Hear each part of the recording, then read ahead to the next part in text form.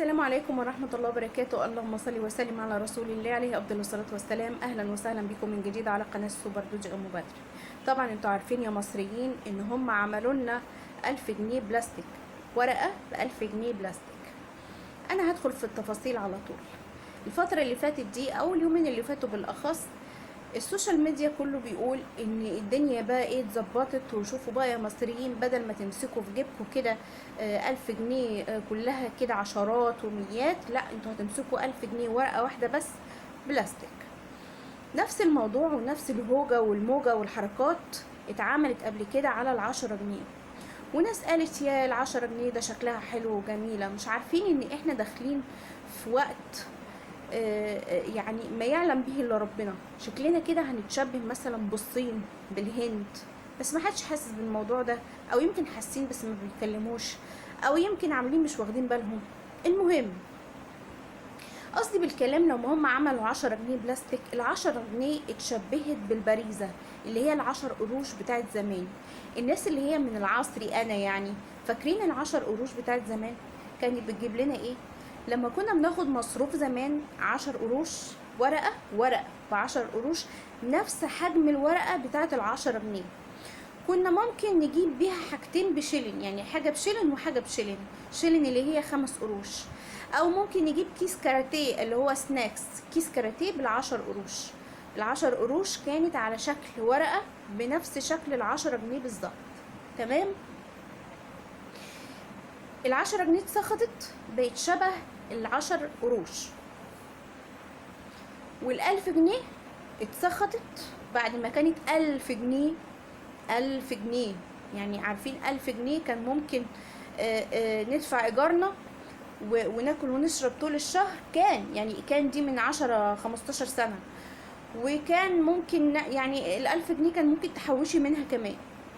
دلوقتي ال1000 جنيه ورقة، يعني بقت ورقة ممكن تروحي عند الفرارجي تجيبي بيها 4 فرخات، 4 فرخات ب1000 جنيه وفوقيهم فلوس. ده لو انت معاكي اصلا ال1000 جنيه دي عشان تجيبي بيها فراخ. المعنى ال1000 جنيه اتسخطت بقت ورقة واحدة، وهتحل محل ورقة ال100 جنيه. يعني ايه؟ يعني ال100 جنيه زمان، بقيت اقول زمان دلوقتي، وزمان ده من مثلا من 6-7-8 سنين كده، الواحد كان بيروح يشتري له فرخايه ب25 جنيه 30 جنيه، فاهمين انتوا؟ كيلو ونص حاجه كده. بعد كده دلوقتي الفرخه الواحده ممكن تعدلها ل250 جنيه. يعني كان ممكن تجيب بال100 جنيه 4 فرخات يقضوك طول الشهر، تقطعيهم وتظبطيهم وتشقلطيهم وتحطيهم في التلاجة. لما تجيبي بقى ب1000 جنيه 4 فرخات علشان يقضيكوا في الشهر 4 فرخات ب1000 جنيه، تدفعي ايجار كام؟ وميه كام؟ كهربا كام؟ مش كل دي التفاصيل. يعني اتمدنوا يا جماعة، اتمدنوا وتقبلوا ورقة ال1000 جنيه. الناس بتتعب علشانكم، الناس دي بتتعب عشان تعملوكوا ال1000 جنيه ورق بلاستيك، يعني عشان ما تشيلوش ورق كتير. طب الواحد لما يكون مرتبه مثلا 3000 جنيه يقوم رايح قابض له 3000 جنيه 3 ورقات، يبقوا شبه 300 جنيه 3 ورقات. يلا يا عم عشان ما تشيلش فلوس في جيبك، معاك اهو مرتب 3000 جنيه 3 ورقات. يعني لو راح لبتاع الفراخ هيشتري منهم ايه؟ فرخه ب250 جنيه؟ ما فيش. ده مثلا على سبيل المثال.